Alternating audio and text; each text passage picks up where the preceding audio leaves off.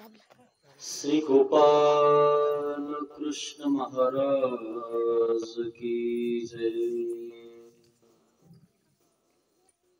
श्री कृष्ण गोपाल हरे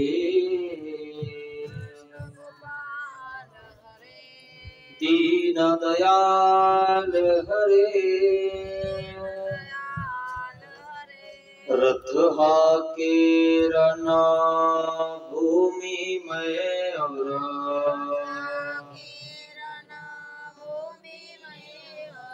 कर्म योग के मर्म बताए। श्री कृष्ण गोपाल हरे दीन दयाल हरे अजर अमर है परम तत्व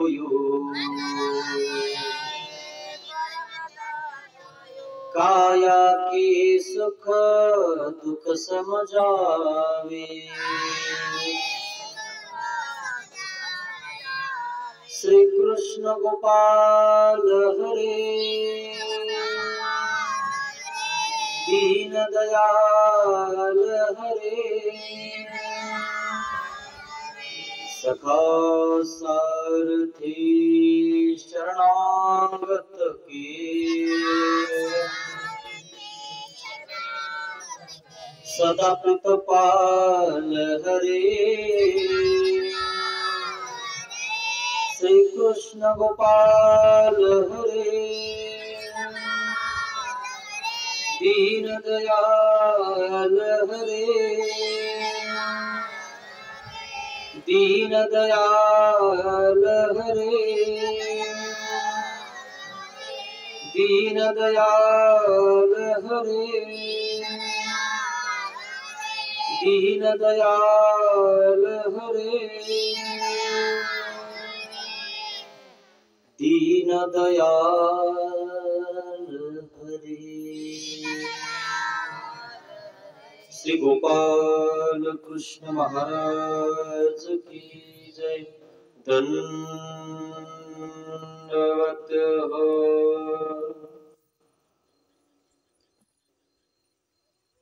अहमदनगर जिल्ह्यामध्ये पारनेर तालुक्यात गाजरेझाप या गावात गाजरेझाप वस्ती या ठिकाणी आपण या रम्य वातावरणामध्ये चिंतन करण्याचा प्रयत्न करत आहोत।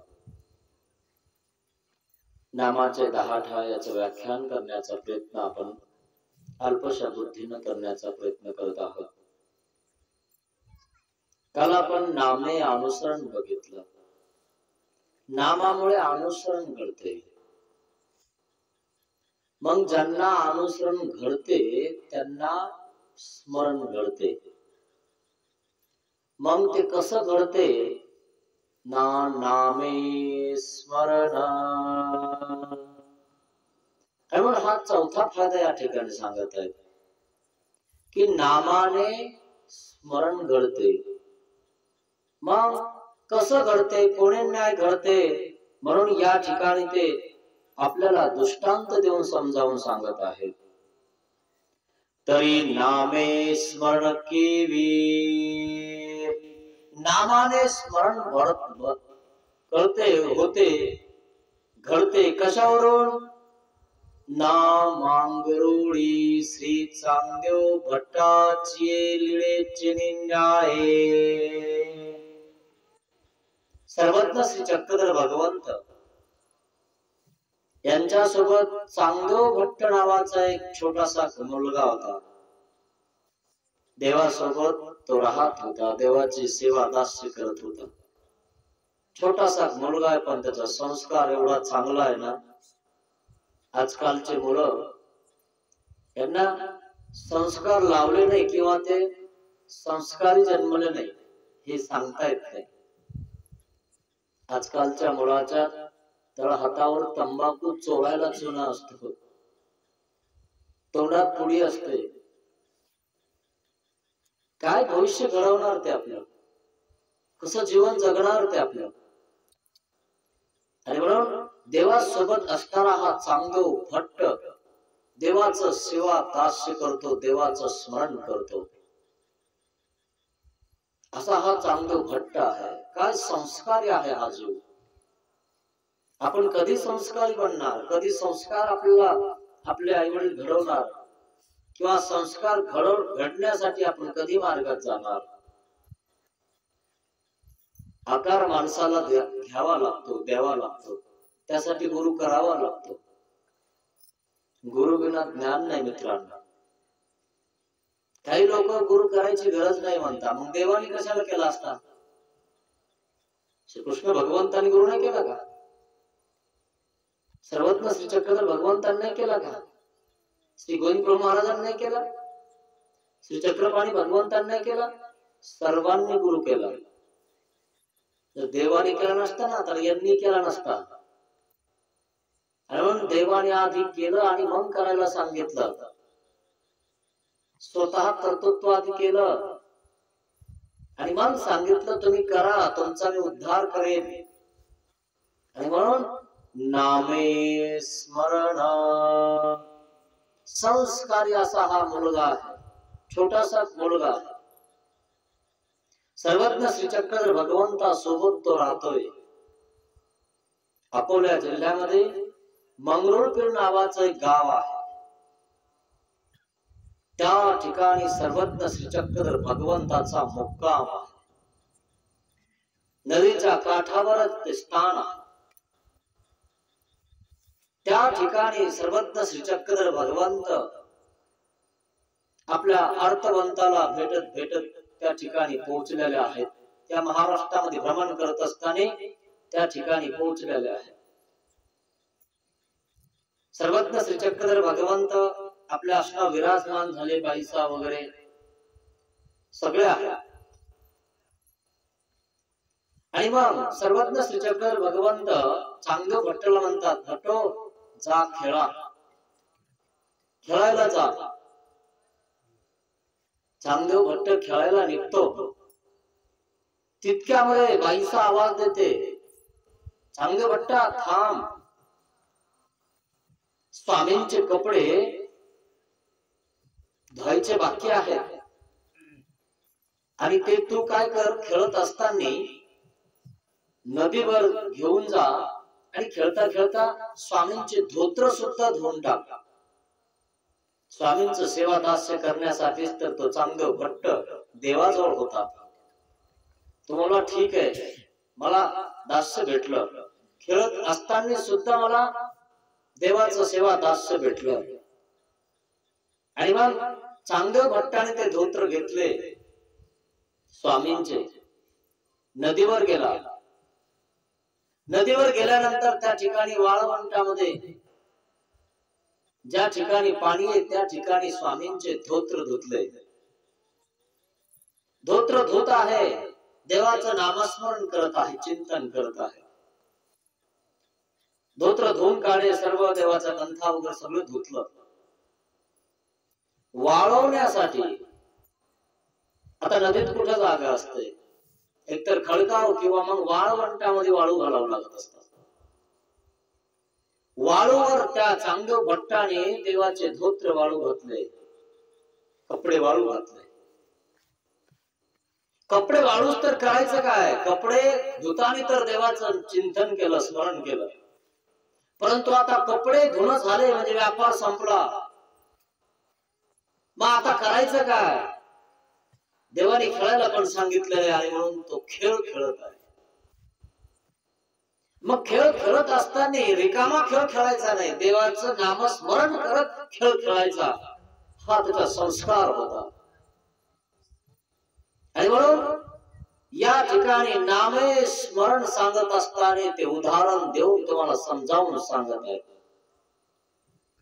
चांगदेव भट्ट त्या ठिकाणी वाळवंटामध्ये त्या ठिकाणी खेळत आहे, वाळू खेळत आहे. वाळू खेळता खेळता त्यांनी खड्डा खोदला वाळू मध्ये, खड्डा खोदला हाताने आणि त्यामध्ये त्याच्यावर पाय टाकून दिले आणि पायावर वाळू घेतली, वरतून थापटलं, व्यवस्थित केला आणि हळूच करून पाय काढून घेतले.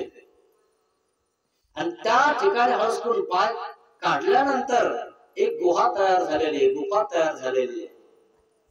त्या गुफेला नाव त्याने दिलेलं आहे, ही श्री चक्रधर स्वामींची गुंफा. ही श्री चक्रधर स्वामींची गुंफा आहे. आणि स्थिती झाली नामे स्मरण. आणि मग तो त्या ठिकाणी देवाची गुफा तयार करत आहे. आता सर्वज्ञ श्री चक्रधर भगवंताची गुफा त्यांनी तयार केलेली आहे. जणू काही तो लहान आहे, लेकरू आहे, आणि म्हणून त्यांनी आपली गुफा केलेली आहे ना. त्याच्या परिचयाने ते मंदिर बांधलं देवाला. आपल्या गावात कधी कधी मंदिर नसतं आपल्या दर्शनाला. आपल्याला कळायला पाहिजे की ते लहान लेकरू वाळवंटात मंदिर बांधतो देवाचं. आपल्या गावात आपण कधी बांधणार आहे? गावात नसलं तर आपल्या घरी कधी आणणार आहे? हे तर आपल्याला कळायला पाहिजे ना. आपण प्रपंच करत असताना हा एक खेळ पाण्याचा खेळ आपण खेळतो आहोत. हा कधी खेळ संपण आपल्याला कळणार नाही, पण हा खेळ खेळत असताना परमेश्वराचं चिंतन ही महत्वाचं आहे. आणि म्हणून त्या चांगदेव भट्टाला कळत आहे किंवा आपण ही गुफा बांधली तर याला सर्वज्ञ श्री चक्रधर भगवंताचं नाव दिलं, सर्वज्ञ श्री चक्रधर भगवंत मंदिर. दुसरी गुफा पुन्हा त्याला स्थिती झालेली आहे. दुसरी गुफा त्या ठिकाणी हाताने त्या ठिकाणी वाळू उकरली. वाळू उकरल्यानंतर पुन्हा पाय टाकले आतमध्ये. आतमध्ये पाय टाकले आणि पुन्हा वरतून वाळू घेतली पायावर, त्या ठिकाणी थापटली. आणि मग हळूसकून पाय काढून घेतले वाळवंटातून. आणि काय म्हणतो, ही श्री गोविंद प्रभू महाराजांची गुंफा. ही सर्वज्ञ श्री चक्रधर स्वामींची गुंफा आणि ही श्री गोविंद प्रभू महाराजांची गुंफा. आता त्याने पुन्हा दुसरं मंदिर बांधलंय, श्री गोविंद प्रभू महाराजांचं मंदिर बांधलंय. आणि त्या ठिकाणी तो दर्शन घेतोय. काय असं करता करता स्थिती वाढत गेलेली आहे. त्याला आनंद होत आहे. आणि त्या आनंदामध्ये त्याला कळालंच नाही की वेळ कुठे गेलेला आहे.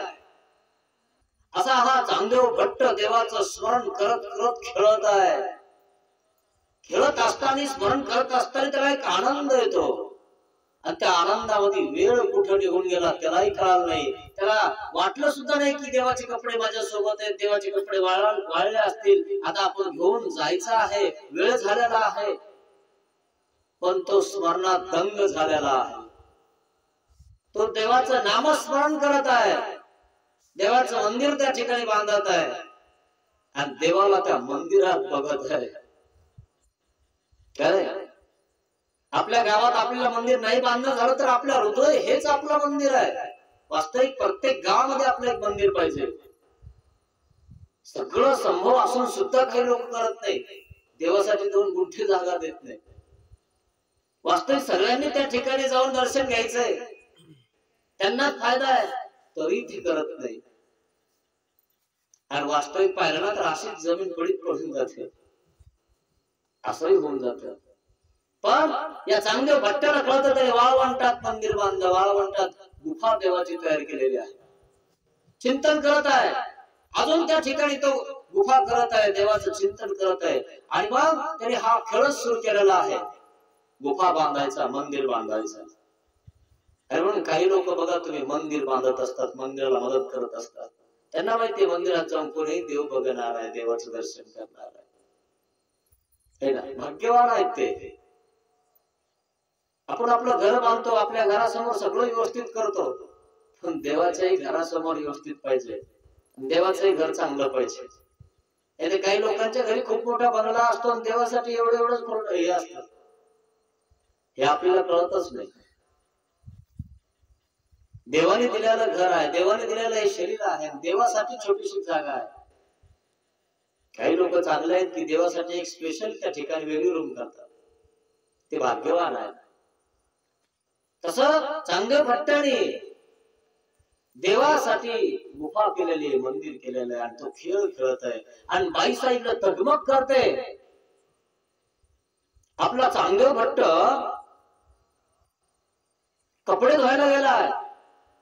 मग कपडे धुवायला गेलेले असताना त्या ठिकाणी तो आला कसा नाही अजून, तिला काळजी लागलेली आहे, पण तो खेळत आहे तिथं, पण असा तसा खेळत नाही, रिकामा खेळ खेळत नाही, आपले पोरं माती खेळता मित्रांनो, मातीतच त्या ठिकाणी जातात.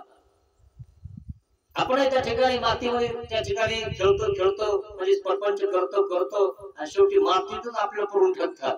आपली माती होऊन जाते तरी आपल्याला देव कळत नाही. खरे खोटे, रात्री सुद्धा आपण मातीत पाणी द्यायला जातो का नाही जात? तसं देवासाठी एखादा घंटा दिला पाहिजे, केलं पाहिजे. रात्र दिवस आपण मरमर करतो.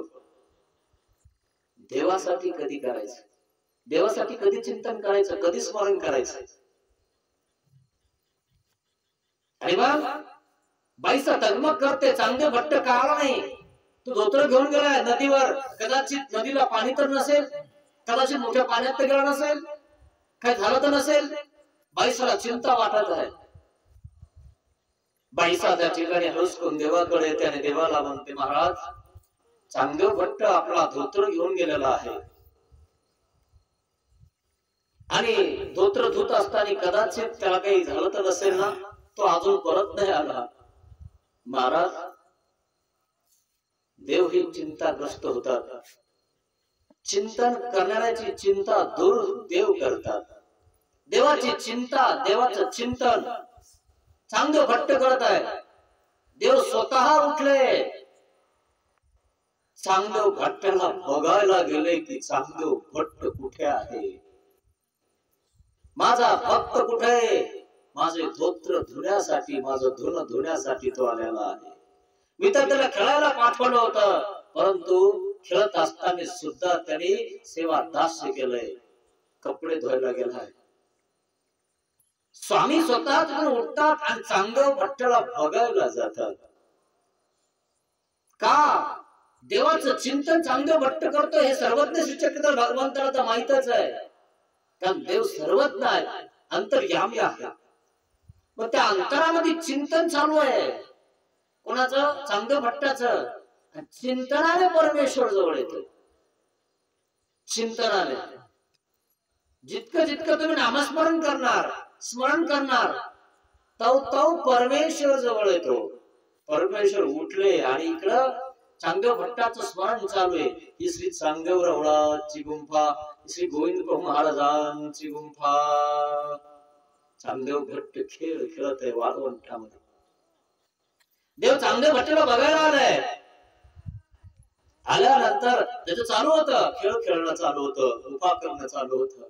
अचानक देव मागेवर उभा राहिले आणि देवाची सावली चांगदेव भट्टाच्या अंगावर पडली.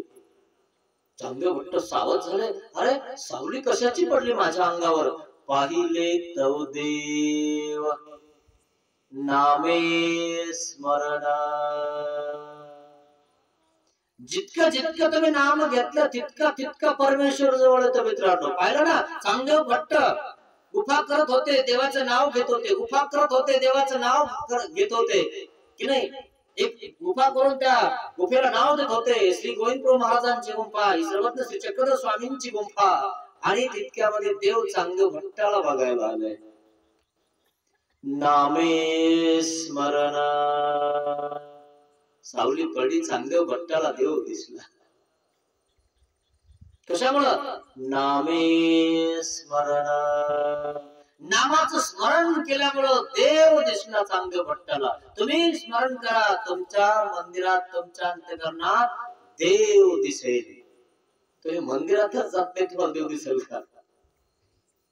कदाचित तुमच्या गावात मंदिरच नाही, कुठं वंदन करणार, कुठं जाणार? म्हणून हे पाहिजे, हे साधन आहे. स्थान, प्रसाद, भिक्षुक, वासनिक हे आपल्याला साध्यापर्यंत नेऊन घालत. म्हणून नामे स्मरण, नामाने स्मरण होत. स्मरण केलं की देव दिसतो. झाकून बघा स्वतःच्या अंतःकरणामध्ये, देव दिसतो की नाही. ज्या वेळेस तुम्ही सकाळी 3 ते 6 च्या दरम्यान एक पहर स्मरण करणार, त्यावेळेस विलांचं चिंतन करा. चिंता सोडून द्या. चिंतन केले की तो अचिंत्य परमेश्वर हृदयामध्ये येतो. भाई पश्चात पहरी उठीजे तो स्वारस्वत काळू देवता हृदयासी ये. त्यावेळेस परमेश्वर आपल्या हृदयात येतो. त्यावेळेस आपण नामस्मरण केलं पाहिजे. पण आपल्याकडे नाम पाहिजे. नाम नसेल तर काय काम करणार तुम्ही? एकच काम करणार प्रपंचाचं, रात्र दिवस नामच नाही. बस उठला की बस इकडे जाईन काहीतरी करण, तिकडे जाईन काहीतरी करण, रात्री पाणी देईन, हे करण ते करण, त्याला काही घेणं नाही कोणावर. आणि जर काही झालं तर शेतामध्ये काही दिसलं तर कोणाचं नाव घेतो? कोणाचं नाव? मग आईन बाबा रे करतो. येतात काही बाबा आले का कोरोना जवळ? शेवटी देवालाच हात जोडावा लागेल ना. द्रौपदीच्या जवळ आलं का कोणी? 5 पांडव होते, भीष्म पितामह होता, कृपाचार्य होते, सगळे होते, मोठमोठाले युवती होते. आलं कोणी जवळ? कोण कोणाचं आहे? शेवटी तोच जवळ आला, त्याचं नाम चिंतन केलं. श्रीकृष्ण भगवंत आला, त्यांनी संरक्षण केलं. आपलं संरक्षण करणारा कोण आहे हे आपल्याला कळायला पाहिजे. आणि त्याचं नामस्मरण आपल्या श्वासोश्वासात पाहिजे. असं चांगलं भट्ट त्या ठिकाणी आहेत आणि देवाचं चिंतन करत आहे. चिंता दूर झाली, देवाची सावली अंगावर पडली. स्मरण केल्यामुळे देव जवळ आला आणि जवळ आल्यानंतर देव दिसला. आणि मग चांगदेव भट्ट घाबरले आणि महाराज उशीर झाला. देव म्हणतात घाबरू नका चांगदेव भट्टा, खेळ खेळीजे तो ऐसा. तुम्ही जो खेळ खेळताय ना असाच खेळला पाहिजे. आणि हे खेळत असताना, हे स्मरण करत असताना काय आठवलं पाहिजे? हे देखिले तैसे आठविजे. आम्ही जसं तुम्हाला पाहिलं किंवा तुम्ही आम्हाला बघितलं तसं आम्हाला तुम्ही आठवलं. आणि आताही इथून पुढेही असंच आमचं स्मरण करा, चिंतन करा. आम्ही तुमच्या पाठीशी आहोत. पाठीचा वास कोणी देखील असे? पाठीचा काना कोणाला दिसतो का? नाही ना. मग तसा परमेश्वर आपल्या पाठीशी आहे, पण कोणाच्या आहे? नामे स्मरण. जो नामस्मरण करतो त्याच्या पाठीमागे देव आहे. जो करत असता त्याच्याकडे नामच नाही, त्याच्या मागे कोण उभा आहे त्यालाच माहिती.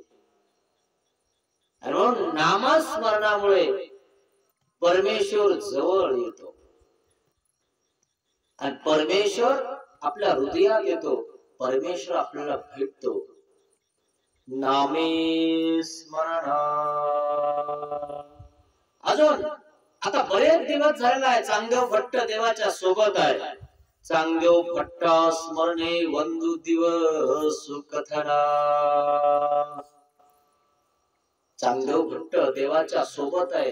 देव गेले आणि चांगदेव भट्ट देवाच्या मागे लागले. महाराज मला तुमच्या सोबत यायचं. जसा एखादा बाबा किंवा एखादा गुरु तुमच्या घरी येतो आणि तुमचा मुलगा म्हणतो मला बाबा सोबत जायचं, त्याचा संस्कार जागृत होतो.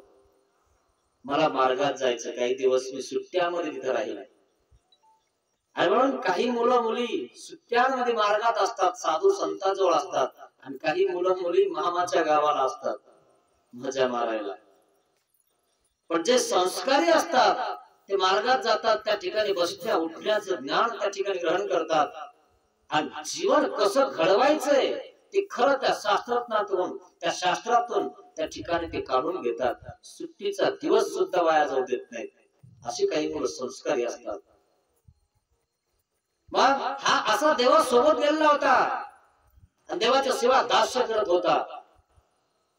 मग आता काही बरेच दिवस झाले तो स्वामींच्या सोबत आहे. मग एक दिवस काय झालं, महाजन वगैरे सगळे बसलेले आहेत. चांगदेव भट्ट तिथंच आहे. आणि मग महाजन आले आणि म्हटलं महाराज चांगदेव भट्टाचे आई वडील खूप वाट बघतात, त्याची खंती करतात. बरेच दिवस झाला म्हणे तो गेला तर कधी आला नाही परत. त्याला देवाची आवडी लागलेली, ज्याला देवाची आवडी लागलेली असते तो घरी जात नाही, येत नाही. मग त्या ठिकाणी महाराजांनी सांगितलं, महाराज त्याची आई खंती करते, हा गेला तर आला नाही भेटायला आईला, आणि म्हणून याला पाठवा महाराज, भेटायला पाठवा. देव म्हणतात ठीक आहे, कारण चांगदेव भट्ट देवाच्या मागे लागून आलेले आहेत, देवाच्या सोबत राहण्यासाठी, देवाचा सेवादास्य करण्यासाठी. असा वेद लागतो माणसाला, तसा काहींना मार्गाचा वेद लागतो. काही लोक मार्गात असतात आणि मग ते पुन्हा परत येतात आणि मग ते पुन्हा जातात. असं करता करता ते देवाचे होतात. तशा प्रकारे चांगदेव भट्ट त्या ठिकाणी आहे, आणि मग चांगदेव भट्ट त्या ठिकाणी आपल्या घरी जाण्यासाठी तयारी करतो. देव म्हणतात, चांगदेव भट्ट चालले तुम्ही? हो महाराज, आई खंती करते. ठीक आहे, तुम्ही चालले, परंतु आम्हाला तुम्ही बघितलं, आम्ही तुम्हाला आठवू, तुम्ही आम्हाला आठवणार? जे महाराज का नाही? कारण इतक्या दिवस तुम्ही आमच्या सोबत राहिले, कदाचित आम्हाला विसरणार तर नाही ना तुम्ही? देव असं म्हणतात. देव म्हणतात, आम्ही तुमची आठवण करू, तुम्ही आमची करणार का? वा महाराज, का नाही करणार? आणि मग देव सांगतात की काय, एक दिवस सुद्धा आम्हाला आठवल्याशिवाय वंदू दिवस जाऊ न दिजे, एक दोन वेळा या त्या ठेवीजे, परी वंदू दिवस जाऊ न दिजे. चांगदेव भट्टला विधी मिळतात. देव तुम्ही चालले ना घरी, जा, पण घरी गेल्यानंतर आमची रोज आठवण करा, आमचं चिंतन करा, आम्ही तुमची चिंता दूर करून टाकू. अशा प्रकारे त्या ठिकाणी चांगदेव भट्टाला सांगत आहेत. आणि मग यावर सर्वत्र श्री चक्रधर भगवंतांनी एक दृष्टांत सांगितला चांगदेव भट्टाला. पशुचा दृष्टांत सांगितला. पशु असे, पशु म्हणजे गाय, बैल, हे ना आडी दरडी चरतात मित्रांनो, शेतामध्ये चरत असतात, बांधावर ते गवत खात असतात. आडी दरडी चरे पोट भरे. काय करतात हे पशु? आडी दरडी चरतात, पोट भरतात, रात्री एका ठिकाणी बसून रवंत करीतात.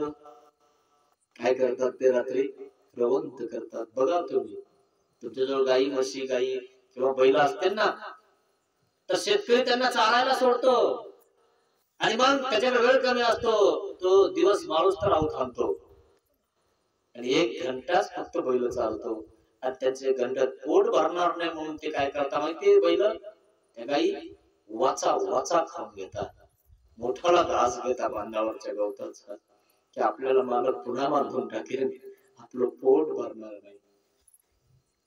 असं पशु म्हणजे जनावर लवकर लवकर खाऊन घेतात, कारण त्यांना भूक लागलेली असते. पण भूक लागलेली असून सुद्धा जास्त वेळ त्यांना खायला सुद्धा नाही, असे बंदिस्त आहे. आणि मग त्या ठिकाणी ते पशु 1 घंटा त्या ठिकाणी तो मालक पुनश्च काढतो आणि आपल्या घरी घेऊन येतो किंवा बांधून टाकतो.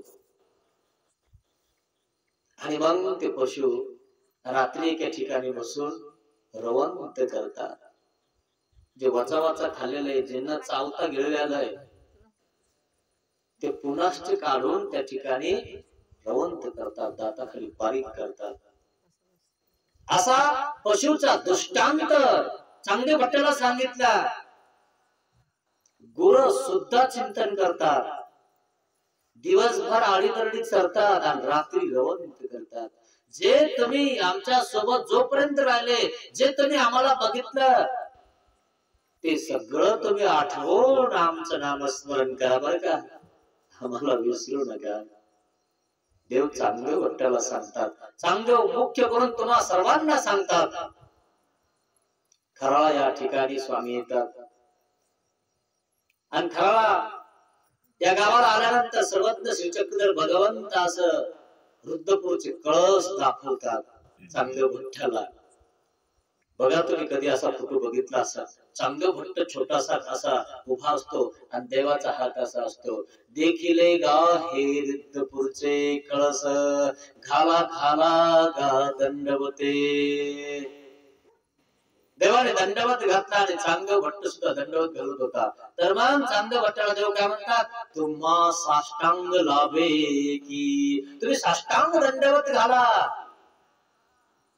आणि मग चांगदेव भट्टाने साष्टांग दंडवत घातले. कळस दिसले की दंडवत घातले पाहिजे. आपल्या स्थानाचं मंदिराचं कळस दिसलं की आपण दंडवत घातले पाहिजे, साष्टांग दंडवत घातले पाहिजे. मग अशा प्रकारे त्या ठिकाणी चांगदेव भट्टाला सांगत आहेत तसं आम्हाला आठवा. आणि मग श्री गोविंद प्रभू महाराजांची भेट झालेली आहे. मालन जैलास त्या ठिकाणी सर्वज्ञ श्री चक्रधर भगवंत जातात आणि त्या ठिकाणाहून श्री गोविंद प्रभू महाराज आळंदी या स्थानावर जातात. आणि मग विचारलं श्री गोविंद प्रभू महाराज कुंकड गेले, मी हे नव्हे आत्ताच गेले. आणि मग ज्या ठिकाणी श्री गोविंद प्रभू महाराज पावते त्या ठिकाणची माती सर्वज्ञ श्री चक्रधर भगवंतांनी उचलली. काय उचलली आणि हे एकीचे कण आणि कण पवित्र असतील. देखले का हे कुर्माचे है ना, डोके छेदून गेले असे. एक पवित्र सेवा संबंध असे, देवाचा सेवा संबंध. एक वंदन करा. चांगदेव भट्ट करत होते. कुठपर्यंत आहे महाराज, देवाचा संबंध कुठपर्यंत गेला आहे. देव म्हणतात हे कुर्माचे टोके छेदून गेले असे जलस्थळापर्यंत. ते पवित्र आहे, तिथं वंदन करतात. रुद्रपूरचा कण आणि कण पवित्र आहे. महानुभावांची काशी येते. त्या ठिकाणी श्री गोविंद प्रभू महाराजांची भेट होती. तसं हे तुम्ही बघितलंय ना सर्व, ते तुम्ही आठवायचं बरं का. देव सांगत आहे चांगदेव भट्टाला, नामे स्मरण. असं आठवत जा बरं का. आपण हे केलं ना, हे बघितलं ना तुम्ही, देव आम्हाला कसे भेटले, तुम्ही कसे भेटले, तुम्ही कसे उकरत होते, कसं तुम्ही दंडवत घातले, हे सगळं आठवत जा बरं का तुम्ही आम्हाला. एक दिवस सुद्धा वंद्य जाऊ देऊ नका.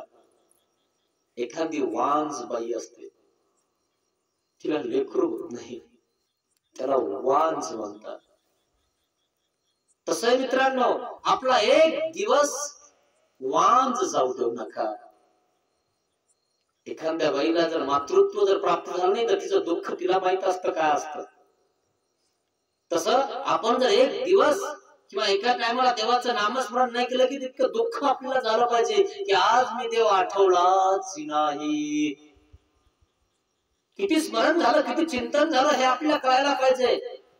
त्याची आपण गोळा बेरीज केली पाहिजे. जसा एखादा दुकानदार नाही का, नफा आणि तोटा त्या ठिकाणी रात्रीच्या वेळेला तो शोधत असतो, सर्व मापून घेत असतो. किती आले नाही, किती गेले, कितीच आपला माल होता, किती उरले,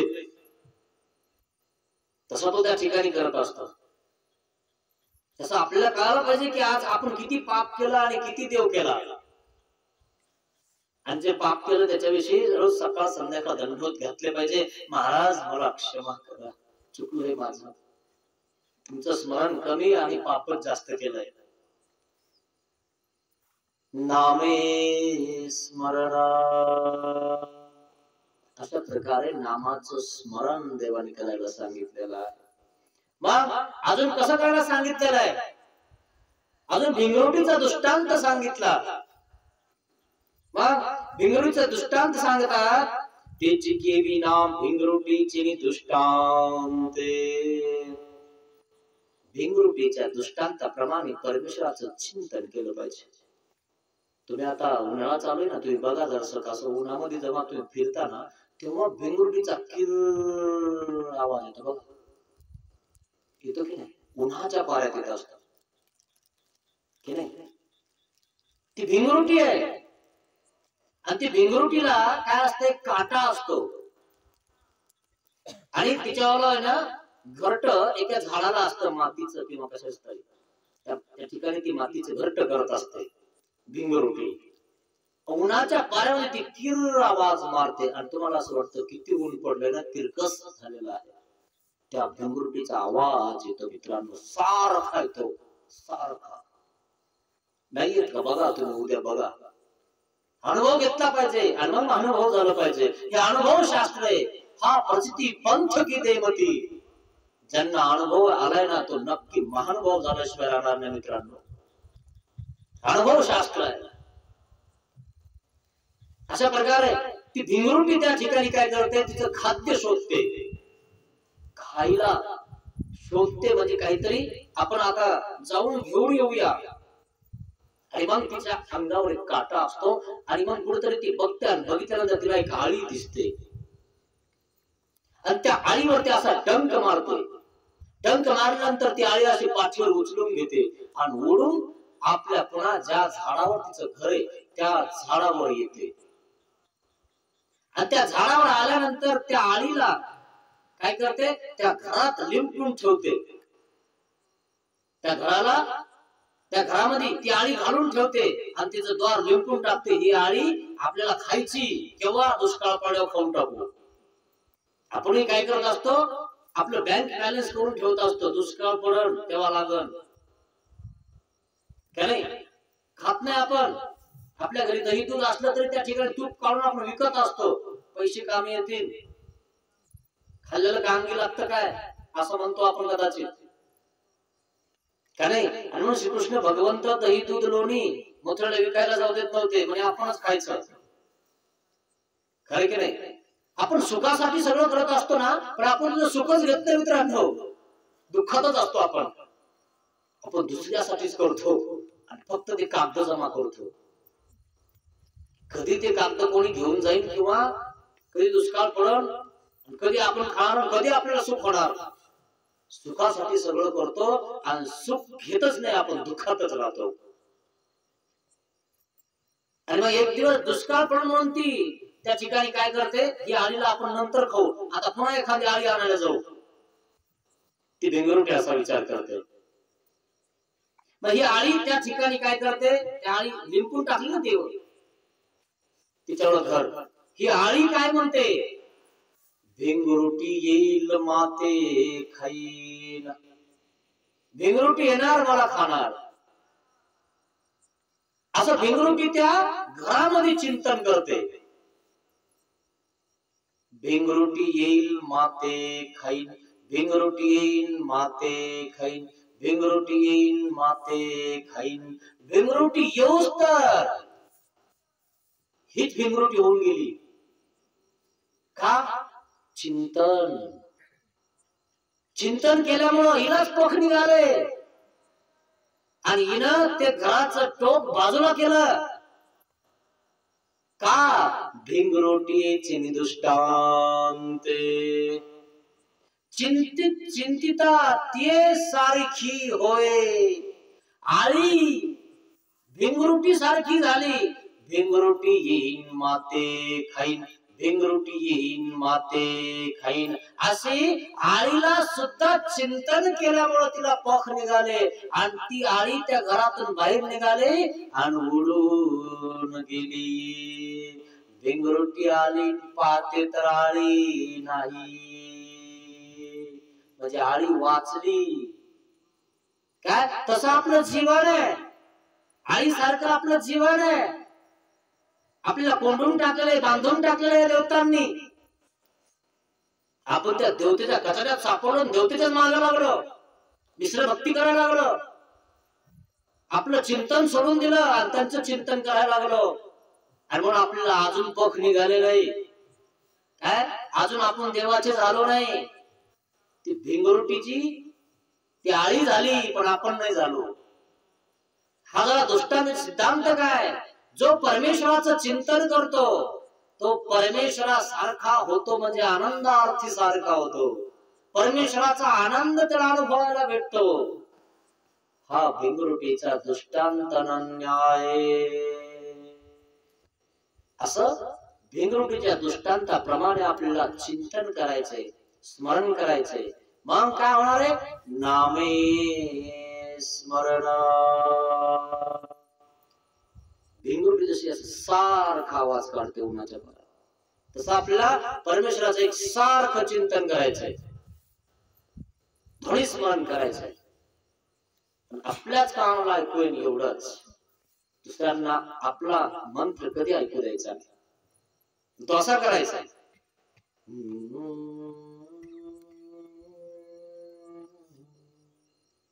आपलं आपल्यालाच कळालं पाहिजे हे ध्वनी स्मरण आहे. असं आपण ज्या वेळेस मनाला बसतो ना, त्यावेळेस माशा कशा घुमतात तसा आवाज निर्माण होतो, एक गोंगाट निर्माण होतो. या गोंगाटाने त्या ठिकाणी परमेश्वराकडे आवाज जातो, माझा भक्त स्मरण करत आहे. चांगदेव भटाला कसे बघायला आले देव, तसं देव तुम्हाला बघायला येतात. काय तुम्हाला बघायला येतात आणि देव तुम्हाला दिसतो. ऐसे नामाचे स्मरण, नामे स्मरण, असं नामाचं स्मरण आपल्याला करायचं आहे. मग अजून नामस्मरण आपण कुठं विसरतो आणि कुठं कुठं केलं पाहिजे. नेमकं आपण जेवायच्या टायमाला देवाला विसरतो, झोपायच्या टायमाला विसरतो. जराशी भूक लागू द्या, आपण काहीच बघत नाही, आणि इकडे लवकर भूक लागली जे सुरू करतो ना, चौघेत खातो. म्हणून देवाने सांगितलं डोमेग्रामला असताना, रे नायक पहारी स्मरण निरूपणे. रे नायकाने विनंती केली स्वामींना, महाराज माझ्या आवारी भोजनाला सपरिवारी आपण आगमन करावं. स्वामी म्हणले ठीक आहे, काही हरकत नाही, येऊ आम्ही तुमच्या आवारात. रे नायकाने सगळी तयारी केलेली, व्यवस्थित त्या ठिकाणी सगळ्यांना ताट वगैरे सगळं स्वामींना बनवलं. स्वामींचे श्रीचरण त्या ठिकाणी छान केले, स्वामींना आसनावर बसवलं, स्वामींची पूजा केली, व्यवस्थित रित्या सगळ्यांची केली. सगळे जण बसलेले आहेत आणि मग आता वाढत आहे. स्वामींचं ताट आलं, आता भक्तजनांना वाढत आहेत. वाढत असताना त्या ठिकाणी नाथोबा म्हणतात, तूप वाढिलेची नाही. ते म्हणतात पातळी पडले भोजन कीचे. मग आणि मग असं झालं, आणि मग त्या ठिकाणी वाढलेलं आहे, खात आहेत. आणि मग त्या ठिकाणी नाथोबा इतकी चव घेत खात आहेत. देवाचं नाव वगैरे घ्यावं ना, नाव सुद्धा नाही घेतलं, जय सुद्धा नाही केला, लगेच सुरू केला. आणि मग इतकी चव घेत त्या ठिकाणी भोजन करत आहेत. आणि मग त्या ठिकाणी भोजन वगैरे आटोपलं. रेनायकाच्या घरात त्या ठिकाणी स्वामी आपल्या आवाराकडे जात आहेत, आपल्या ठिकाणावर जात आहेत, बिराडावर जात आहेत. देवाने नाथोबाच्या खांद्यावर हात टाकला. नाथो आणि महाराज, तुम्ही ज्यावेळेस जेवण करत होतो त्यावेळेस आम्ही तुम्हाला आठवत होतो का? नाही महाराज, तुम्ही महात्म्य आहात, जेवण करताना आम्हाला कधी विसरत जाऊ नका. म्हणून देव सांगतात, तुम्हा सैनाशनी भोजनी परमेश्वरूची व्हावा किंगा. ऐसे नामे स्मरण, असं नामाचं स्मरण केलं पाहिजे. सैनाशनी म्हणजे बसल्यावर सुद्धा देवा श्री चक्रधरा. काही लोकांना सवय असते बा, बसले की देवाचं नाव घेतात, उठलं की देवाचं नाव घेतात, झोपले की नाव घेतात. काही लोक तर झोपताना सुद्धा दोन दंडवत घालतात, उठताना पण घालतात. काही लोक देवाचं स्मरण करत करत झोपतात. तसं म्हणून देव म्हणतात, तुम्हा सेनाशनी भोजनी, झोपत असताना, जेवण करत असताना आमचं स्मरण करा, आम्हाला आठवा. असं चांगदेव भट्टाला त्या ठिकाणी सांगत आहेत. तुम्हा सेनाशनी भोजनी परमेश्वरूची व्हावा किंगा, असं नाथोबाला सांगत आहेत देव.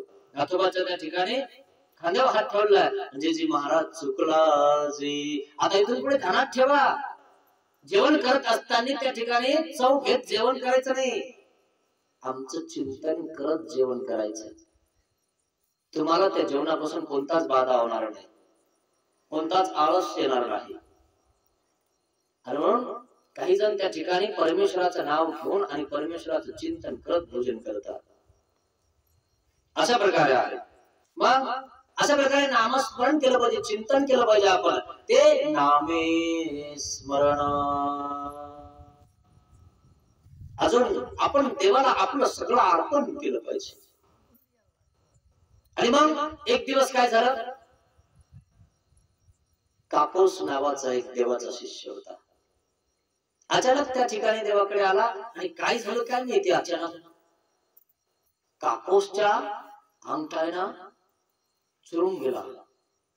कापूसच्या त्या अंगठ्याला काहीतरी झालं, दुखापत झालेली आहे आणि तो ठेसला गेलेला आहे. सगळे भक्तजन, कापूस आरडला, सगळे भक्तजन त्या ठिकाणी आरडले. कापूसचा अंगठा तुटला, कापूसचा अंगठा तुटला. त्या ठिकाणी आले म्हणे कापूसचा अंगठा तुटून गेला. कापूस काय म्हणतो, अरे माझा अंगठा कुठे आहे, माझा नाहीये तो. हा श्री चक्रधर रायाचा. देव तोसून गेले. आपला अंगठा असून सुद्धा तो म्हणतो हा माझा अंगठा नाहीये, हा देवाने दिलेला आहे, देवाचा आहे. आणि देवाचं स्मरण केलं त्याने दुःख झालं. ऐसे नामे स्मरण. असं नामाने स्मरण घडते. अशा प्रकारे नामस्मरण आपण केलं पाहिजे मित्रांनो. भिंगरुटीचे दृष्टांते तेची केविना सर्वज्ञ म्हटले, याते 10-20 विराट विजय.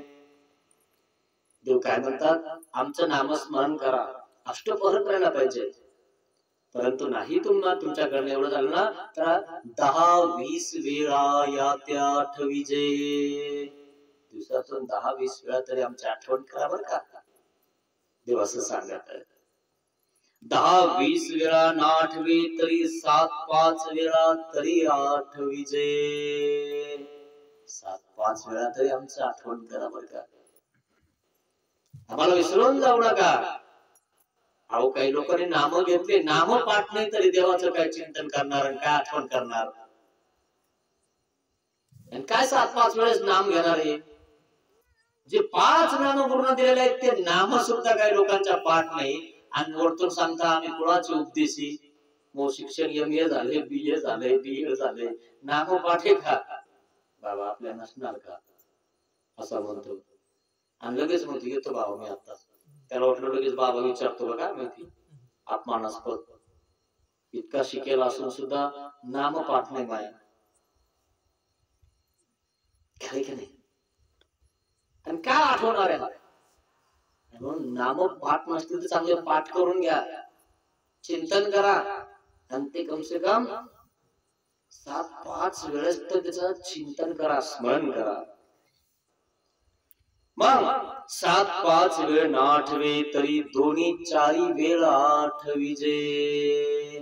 नाही झालं तुमच्याकडून 7-5 वेळा आठवता, देव म्हणतात 2-4 वेळेस तरी आमची आठवण करा, आम्हाला विसरू नका. 2-4 वेळ नाठवे तरी 1-2 वेळ याते 8 विजय. नाही झालं 4 वेळेस ना, तर 1-2 आणि 3 वेळेस तरी आमचं चिंतन करा. 3 वेळेस तरी, 3 वेळेसची आरती, उपहार त्या ठिकाणी ते करून आमचं चिंतन करा, आमचं स्मरण करा. परिवंदू दिवस जावो निदीजे. वंदे दिवस जाऊ देऊ नका बरं का. ते चांगलं विठ्ठला सांगतात. आठवणार ना, हो महाराज मी आपलं चिंतन करेल.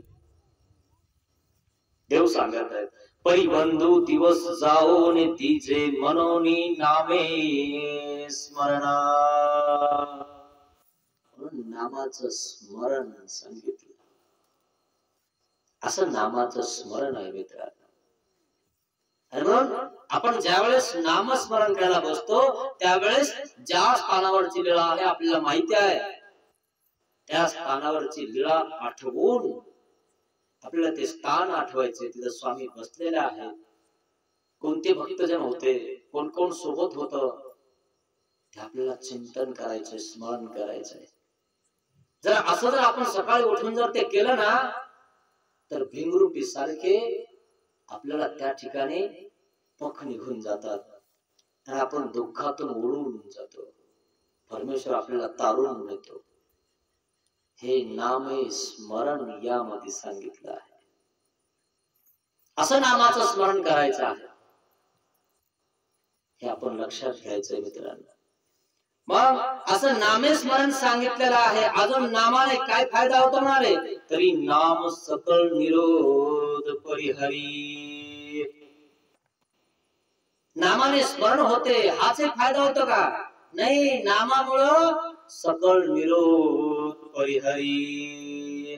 नामस्मरण करताना कदाचित आपल्याला झोप येते, डुकली येते किंवा अजून कोणता त्रास होतो, तर तो निरोध नाहीसा होणार. नामे सकळ निरोध परिहरी.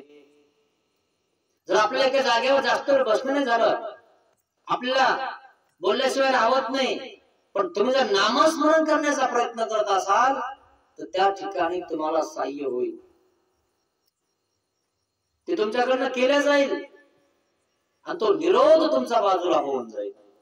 म्हणून नामे सकळ निरोध परिहरी.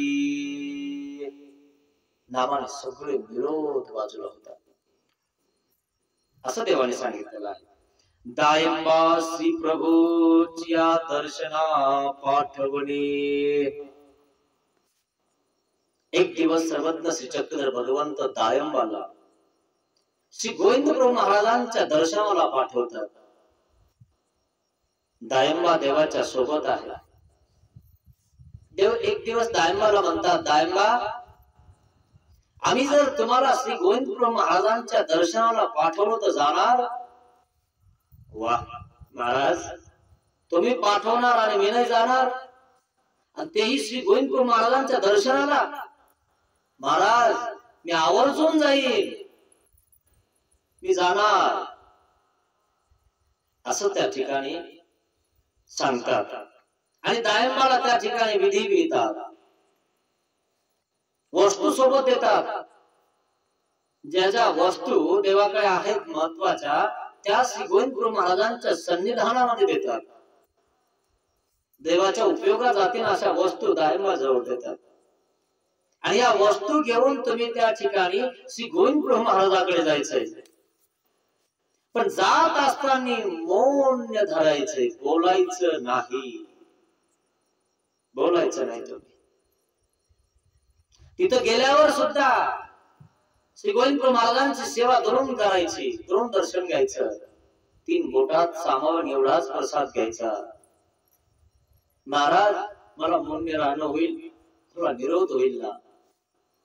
देव म्हणतात, नाम सकळ निरोध परिहरी. तुमचा जो निरोध आहे ना, तो आम्ही इथून धरू. तुम्ही आमच्या आज्ञेचं पालन करा. आणि त्या ठिकाणी हा दायंबा जातो, स्वामींकडे त्या वस्तू देतो आणि मौन धरतो. मौन्य विहिलं स्वामींनी. आणि मग दायंबाचं मौन्य त्या ठिकाणी विहिल्यानंतर नाम सकळ निरोध परिहरी. आपल्या जर म्हणलं ना घरी बोलायचं नाही, फक्त तुम्ही बसायचं, बघायचं, राहायचं, आपल्याला दम निघत नाही. मग आताच बोलणार आपण, हे असं करा, हे इकून टाका, दम धरणार, कळतंय ना आम्हाला, पण नाही तरी सांगणारच. तो म्हणतोय महात्मा नको बोलू, तरी तो महातच घालते म्हणे. तू नाही, पण मी तुम्हाला म्हणते, तुमच्या ध्यानात राहणार नाही. खरे नाही निघतं का दम? आपल्याला दमच निघत नाही मित्रांनो आपल्याला. आणि म्हणून तो जो निरोध आहे, आता ते बोलल्यानंतर, ती व्यक्ती बोलल्यानंतर आपल्याला निरोध होतो इकडे. आता काही गरज आहे का? वाटतं की नाही तुम्हाला? त्रास होतो की नाही तुम्हाला? तसं दायंबाला देव म्हणतात, तुम्ही मौन धरायचंय. पण महाराज, मला निरोध होईल ना? नाम सकळ निरोध परिहरी. घाबरू नका, मी तुमचा निरोध धरणार आहोत. मग अजून काय? अजून काय मला सांगतात, अन्य मार्गी व्यावृत्ती परमेश्वर मार्ग प्रतिष्ठा. काय अन्य जे आहे देवी देवता, यांची व्यावृत्ती करून परमेश्वराने परप्रतिष्ठा केली. मग ती कशी? मग त्या ठिकाणी विचारलं की महाराज हे कोणाची भक्ती करता, याची करता, ते त्याची करता. महाराज मी येताना मार्ग चुकला. आता येतो ते परत. मग अचानक काय झालं, मार्ग चुकून गेला आणि अंधार पडलेला होता खूप, आणि देवाकडे यायचं होतं. देवाने विरोध कसा परिहारला बघा दायंबाचा. आता येत आहेत परत देवाकडे.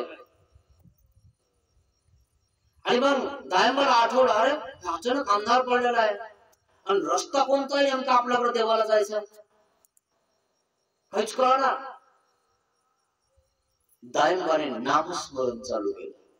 नाम सकळ निरोध परिहरी. दायंबाने नामस्मरणाला सुरुवात केली आणि लगेच उजीड पडला. जी जी पाले उजेड पडलेला त्या ठिकाणी. नामस्मरण केलं की उजेड पडला आणि जो रस्ता पाहिजे तो रस्ता सापडलाय. आणि मग सगळे व्यवहारिक लोक, सगळे लोक त्या ठिकाणी येत आहेत. हाती घोडे वगैरे सगळे त्या ठिकाणी दिसत आहेत हे दायंबाला, आणि सोबत चालत आहे, आणि ते पण चालत आहे, आणि ते देवाजवळ पोहोचले. आणि देवाला सांगितलं, महाराज मी रात्री येत होतो तर रस्ता चुकून गेलो महाराज, असं.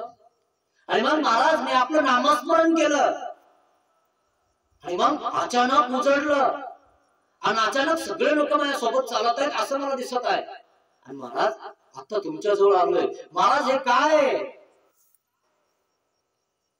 काय अंधारात तर रस्ता मी चुकायला पाहिजे होतो. देव काय म्हणतात, इथीचा मार्ग इतर चुकले ती. इतर सगळे मार्ग, इथीचा मार्ग चुकलेले आहेत आणि तुम्ही आमच्या मार्गातले आहात, तुम्ही आमचे आहात, तुम्ही आमचा मार्ग कसा चुकणार आहात. म्हणून देव म्हणतात, जो आमचं नामस्मरण करतो, चिंतन करतो, त्याचे सकळ निरोध परिहरी. त्याच्यावर सगळे विरोध आम्ही परिहरण करत असतो. असं नाम सकळ निरोध परिहरी. अजून दायंबाला सांगतात, अनुसरण भाषणी दायंबा ब्रह्मचर्यत्व कथना. देव दायंबाला म्हणतात, येथ अनुसरा, आम्ही तुमचा सगळा विरोध धरू. दायंबा म्हणतात, महाराज मज एक इंद्रियाचा निरोध असे. देव म्हणतात, तो हे थोडी धरी जाईल किंगा. तुम्ही आमचं नामस्मरण करा, चिंतन करा, स्मरण करा, त्याने करून तो निरोध तुमचा नाहीसा होईल. यावरी ब्रह्मचारी घोड्याचा दृष्टांत निरूपिला. जे ब्रह्मचारी घोडे असतात ते काय मरतात? जे ब्रह्मचारी असतात त्या ठिकाणी त्यांना बळ येतं, तुष्टी होते, पुष्टी होते, अधिक योग्यता त्या ठिकाणी त्याला होते. तस तुम्हाला जो त्रास आहे ना तो येथून धरजेल. तुमचे सकळ निरोध परिहरण करू आम्ही. तुम्ही आमचं नामस्मरण करा, चिंतन करा, असं या ठिकाणी दायंबाला सांगत आहेत. आणि म्हणून ब्रह्मचारी घोड्याचा दृष्टांत निरूपण केला दायंबाला. म्हणून नाम सकळ निरोध परिहरी. अशा प्रकारे हे नामाचे 10 ठाय आपण बघत आहोत. नामे वेध, नामे बोध, नामे अनुसरण, नामे स्मरण, नाम सकळ निरोध परिहरी. अशा प्रकारे हे 5 फायदे आजपर्यंत आपण पाहिलेले आहेत. मित्रांनो, हे नामाच्या 10 ठायचा चांगला अभ्यास करा. हे 10 फायदे तुम्हाला नक्की होणार आहेत. आणि शेवटी नाम प्राप्ती ते करी. शेवटी प्राप्ती होणार आहे, पण करावं लागतं मित्रांनो. आणि देवाने सांगितलं, कराल तर होईल किंगा. नाही तुम्ही म्हणणार जय हरी पलंगावरी. घरची पत्नी देत नाही चहा आपल्या पलंगावरी. उठा लवकर व्हा दारी, तोंड धुवा मग या घरी, मग घ्या चहा. खरं की नाही? तोंड धुवा म्हणते ती आधी बाहेर जाऊन. तुम्ही म्हणता घरी राहून काय देव होणार नाही? नाही होत मित्रांनो, घरी राहून देव. त्याला अनुसरावं लागतं. अनुसरल्यावर स्मरण घडते. आणि स्मरण त्या ठिकाणी जर समजा निरोध होत असेल तर परमेश्वर तो निरोध बाजूला करतात स्मरण करताना. असं नामाचे हे 10 अठाळे आहेत मित्रांनो. आजपर्यंत स्मरण केलं नसेल, चिंतन केलं नसेल तर देवाला क्षमा मागा की चुकलंय आमचं. पतित पावन दीन दयाळा, दया करी रे स्वामी.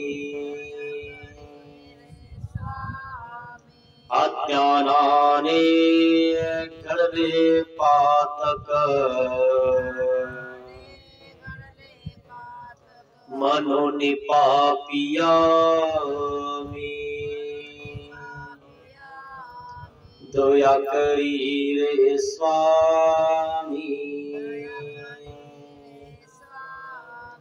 ज्या मनाने पाप कल्पिले, ते मन तुला दिले मी. दया करी रे स्वामी. ज्या वाचेने जना दुखविले, ती वाचा तुला दिली मी. दया करी रे स्वामी. देहाने हा कर्म कराया,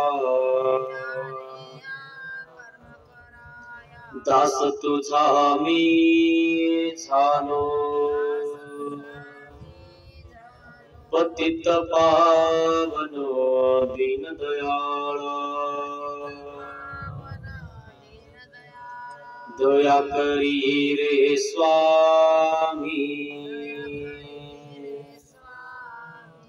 दया करी रे स्वामी. दया करी रे स्वामी.